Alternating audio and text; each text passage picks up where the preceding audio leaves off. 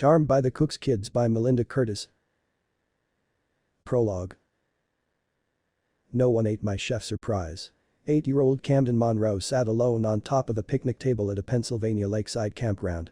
Rather than point out that benches were made for sitting and tables for eating, Grandpa Harlan joined him. He smelled of sweet coffee and cigar smoke, aromas Cam associated with adventure and laughter. Well? You must have some idea why they couldn't stomach your breakfast. No. Cam glared at the green gas cookstove and the large frying pan caked with burned eggs. Cam? Grandpa Harlan said his name in a way that expected truths, not excuses. The eggs might have been dry, Cam allowed, gaze still caught on the frying pan. Cam? Grandpa Harlan repeated. Or overdone in parts. Which was code for burned. Cam snuck a glance at his grandfather. The old man raised a white bushy eyebrow. I thought the extra cheese and salt would make it taste good. Cam picked at a carved heart in the wood tabletop, but it refused to flake. It was harder than his burned eggs. Better even. He thought his 2 siblings and 9 cousins would lick their paper plates clean. If they had, he'd have said, surprise. And admitted the eggs weren't perfect, but he'd have spoken proudly because he'd also have fixed his mistake. Wasn't that what Grandpa Harlan was always preaching? Fix your errors. Take pride in your work. But nothing could fix those eggs. Or ease the taint of failure, a stink that was going to cling to Cam like the smell from a skunk. And he'd been so hopeful when everyone had scooped large portions from the frying pan. Because his cousin Holden was oldest, he'd shouldered his way to the front of the line and had been first to take a bite of Cam's egg and potato scramble. He'd shouted a warning abort. Abort. Abort. And then run to the trash can and tossed in his plate. It had landed with a thud as loud as thunder. 10 more jokes and thuds had followed. Only Grandpa Harlan had tried to finish his breakfast. Cam's stomach turned in mortification. And he hadn't even eaten his own cooking. This is a lesson, Cam. Grandpa Harlan drew him closer, lowering his voice as if his 11 other grandchildren were near and hadn't run off to the diner down by the lake for breakfast. You can't cover up your mistakes. Do you understand? Cam nodded. Monroes always do their best. It was something his father and grandfather preached. Cam had to be perfect. Or be the butt of Holden's teasing forever.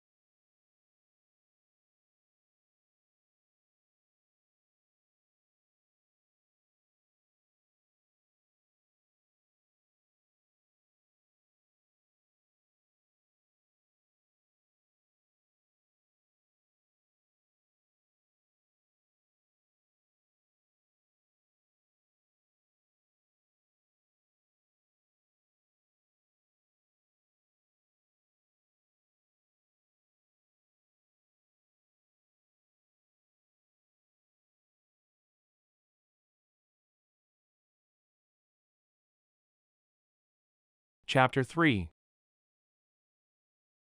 Wow. Ivy let you in. Shane accompanied Cam to the general store, which was conveniently located between the diner and the inn. Honestly, I didn't think you had it in you. I don't need your vote of confidence. Cam wandered the aisles in the small store, seeking inspiration for a snack for kids, and feeling a spark of interest he hadn't felt in a long time.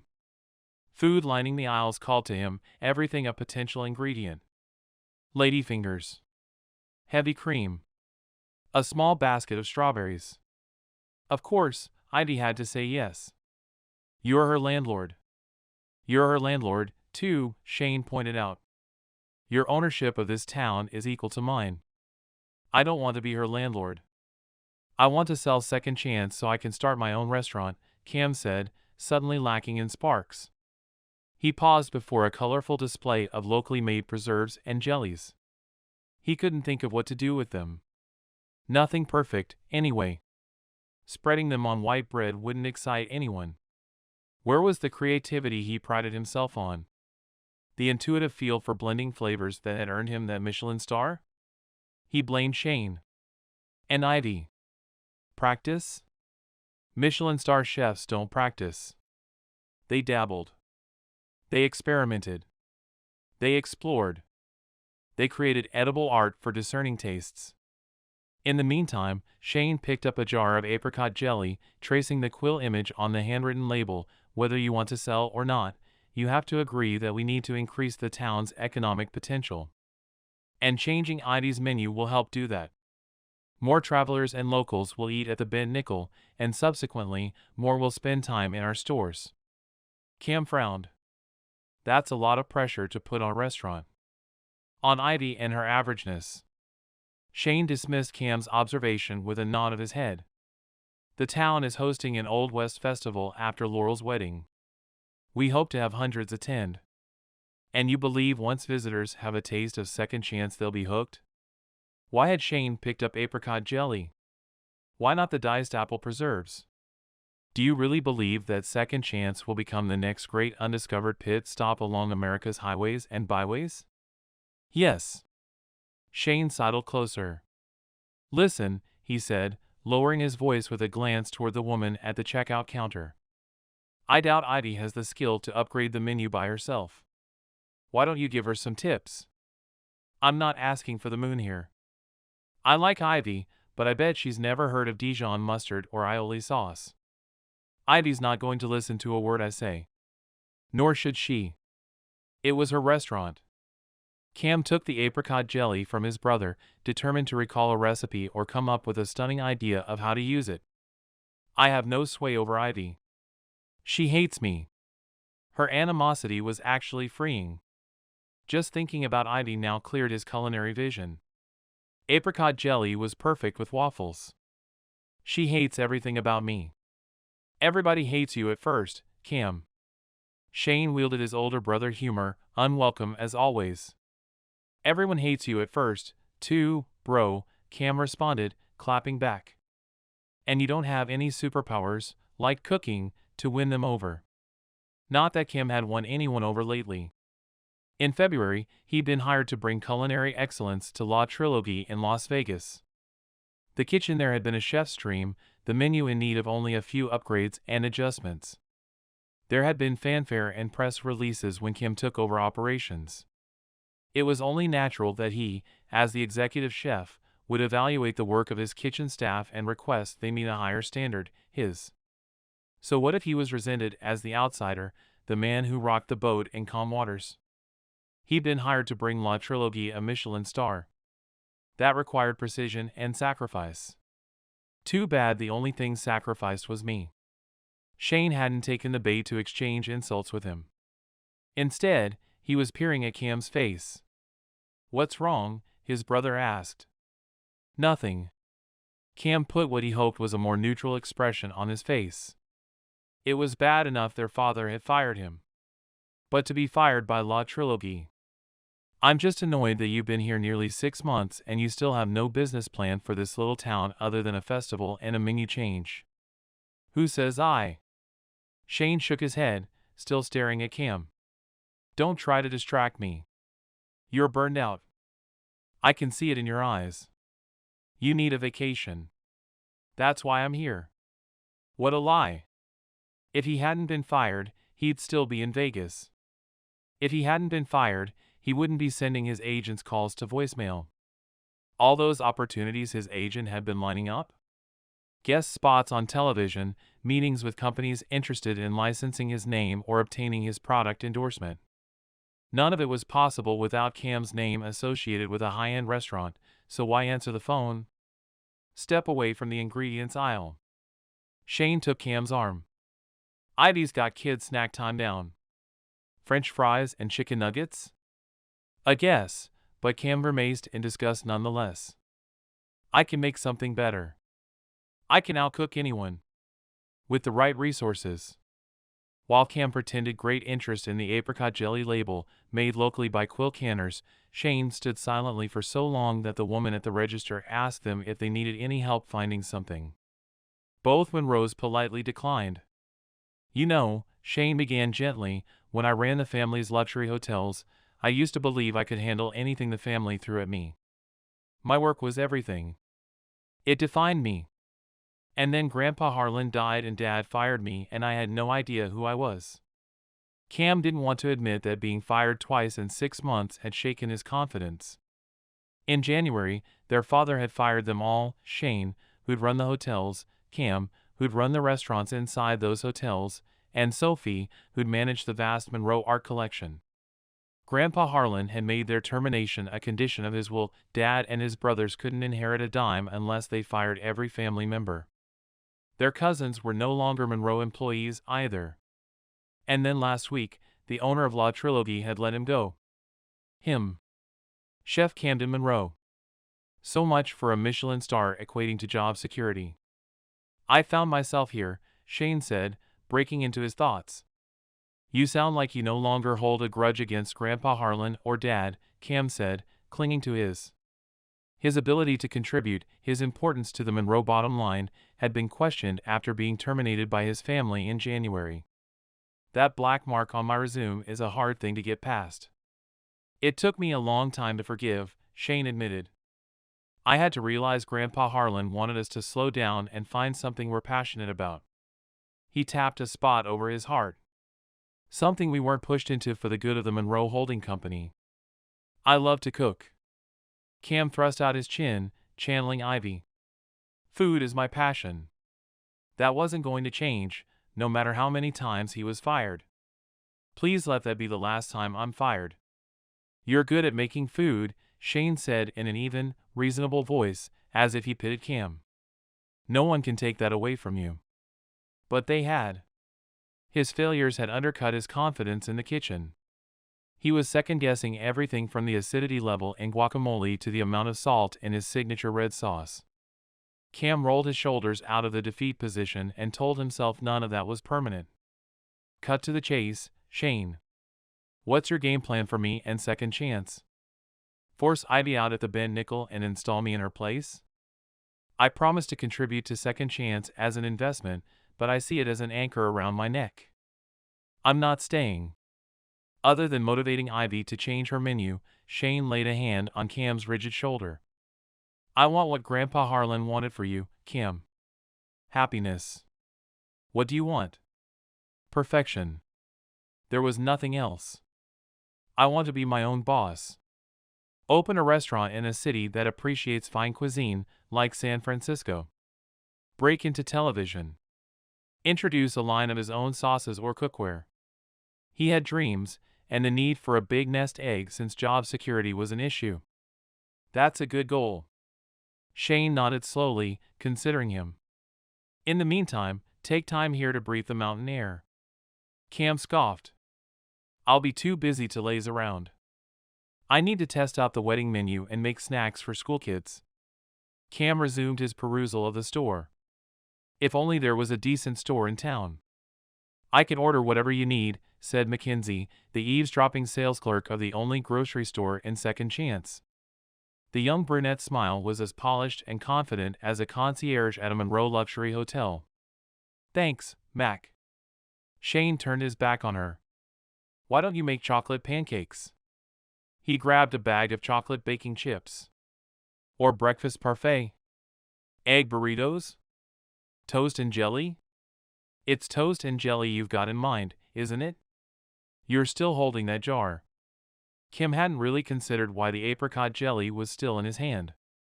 But suddenly, he remembered his earlier thought. Waffles. Waffles? Shane pointed toward the frozen case and boxes of pre-made waffles. Frozen? Not frozen. That's what Ivy would do. Homemade waffles with apricot glaze and blue cheese crumbles. The recipe was clear to him now, redeeming in its harmonious, multi-layered simplicity. Not to mention it was a proven Monroe favorite. Oh! Shane glanced at the box of frozen waffles once more. But... no buts. Cam grabbed a bag of wheat flour, white and brown sugar, and then moved toward the small selection of vanilla extract. You used to love it. Yes, but, Shane fidgeted. There's something you should keep in mind. I love your waffles, but my boys. The ones you're adopting when you marry Franny? Cam mentally reviewed his ingredient list. Vanilla extract. Baking powder. Baking soda. Blue cheese? Cam hurried to the cheese section, frowning when he saw how limited the choices were. Yeah. I'm adopting Adam, Charlie, and Davy. Shane followed Cam at a much slower pace. They'd been raised on the basics. Peanut butter and jelly. Jarrett spaghetti sauce. As far as I can tell, the only homemade things they eat are cookies. You don't give kids enough credit.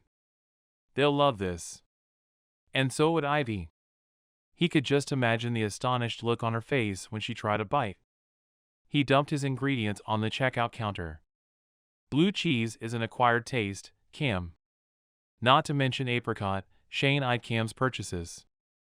The boundary of culinary adventure and second chance stops at strawberries.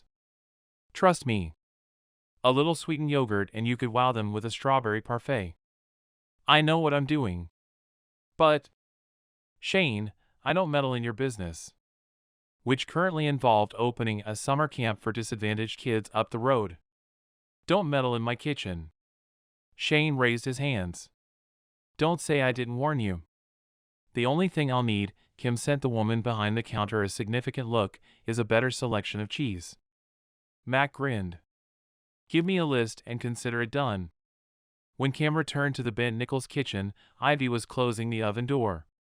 She set the timer and then smirked at Cam. It's only fair that I wish you luck. These kids are more brutal than any New York food critic. Thanks for the heads up. Cam didn't give her comment any credence. His apricot and blue cheese waffles were a winner. He found the waffle iron, plugged it in and got to work, barely aware of Ivy darting in and out. A warm, comforting aroma arose from the oven. She was making French fries or tater tots. When the timer went off, Ivy returned. She opened the oven and removed a tray full of tater tots.